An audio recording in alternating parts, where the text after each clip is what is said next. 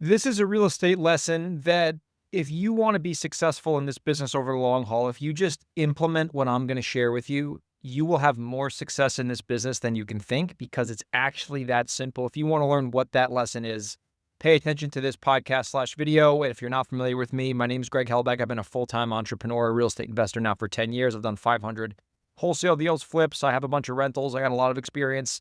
And as we go through ups and downs in this business, as everyone will experience, it really comes down to this. And I'm referring to the off-market business or even the on-market business if you want to do that. But I'm an off-market guy. So if you're listening to this or watching this, this is real-world practical information. This is not regurgitated theory out of a book.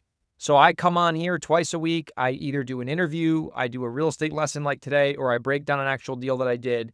And today is a lesson that is near and dear to my heart because no matter what's going on in your business, whether it's good or bad, everything comes down to when in doubt, just make the offer. That's this business in a nutshell. It comes down to making offers on off-market leads and following up.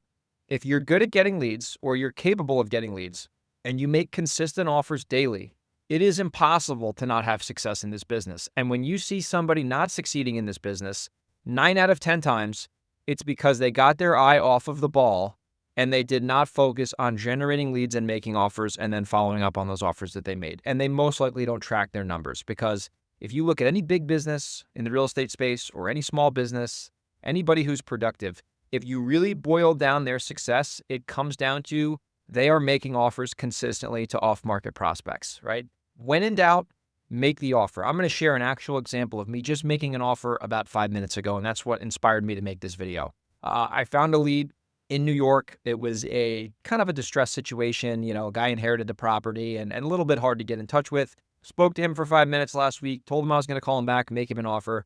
Tried to call him back a bunch of times. Of course, typical off-market seller doesn't answer the phone. They're probably doing whatever. And I'm like, you know what? Fuck, we have all these other leads we got to deal with. So let me just text this guy an offer and see what happens. And I'm going to track the offer. I'm going to track in my CRM that I made the offer through text. I'm going to put him into some sort of a follow-up sequence, and we're going to see if we get that business eventually. So spoke to the homeowner, figured out what the property was worth, figured out why he was selling, determined an offer that made sense for me to pay, that might solve his problem, might not, and submitted the offer to him via text message. Now, normally I make people offers over the phone. I put it in writing. I send it through email, whatever.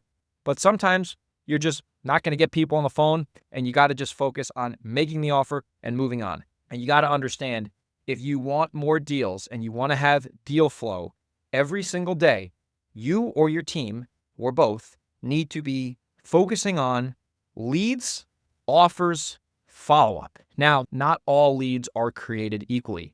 Not all offers should be submitted equally. And not all follow-ups should be handled the same way. Now, obviously, there's a lot of nuance in that, but if you break it down, leads, offers, follow-ups, deals, profit, or equity, depending on what you're doing. Now, not all leads are going to be great. So the bad leads, you just make them an offer and move on. The good leads, you spend much more time with them, build a relationship with them, go out and see the property if you can, make an intelligent offer, maybe be a little slower to make the offer, but you're going to be making the offer on that lead no matter what. That's how you're going to be able to do business, right? Now, not all offers are going to be equal. Some offers are going to be like the one I just told you, where I'm going to text the guy the offer and I'm going to move on. Hopefully, he takes the offer eventually, right? Some offers, you want to have a 2-hour phone call with the seller. You want to speak with them at length. You want to go meet them, boots on the ground, and see what's going on. Now, the third thing is the follow-up. Not every follow-up is equal. There's going to be 90% of your follow-ups should be on automated text messages. 10% of your follow-up should be manual. Like, you know exactly what's going on. You understand that, you got to reach out to them every couple weeks. It's not worth putting into a sequence because you want to build that relationship because the quality of the offer and the quality of lead was good. Right now, the quality of follow-up has to do with the quality of the offer. And then the quality of the offer most likely has to do with the quality of the lead. If you just remember that, next time you're struggling in your business and you don't have any deals coming in for the month, look back. How many leads did you get? Probably not enough. How many offers did you make? Probably not enough. How much time did you spend following up with decent prospects? Probably not enough. If you just increase those 3 things and you get better at those 3 things, it is almost impossible to not do more business. Now, once you can master getting leads, making offers on leads, following up with leads, then you can optimize your systems for those things. Now, certain leads, C quality leads get C quality offers and they get C quality follow-up.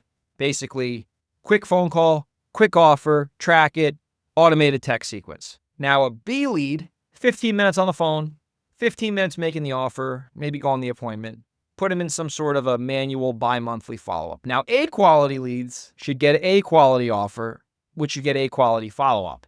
Spend an hour and a half on the lead call. Spend an hour and a half making the offer, hopefully to get the deal. Now, if you don't get the deal, every single week, call that prospect because that's an A quality prospect, right? Not all leads are created equally. Not all offers should be made the same way. Not all follow-up should get handled the same way.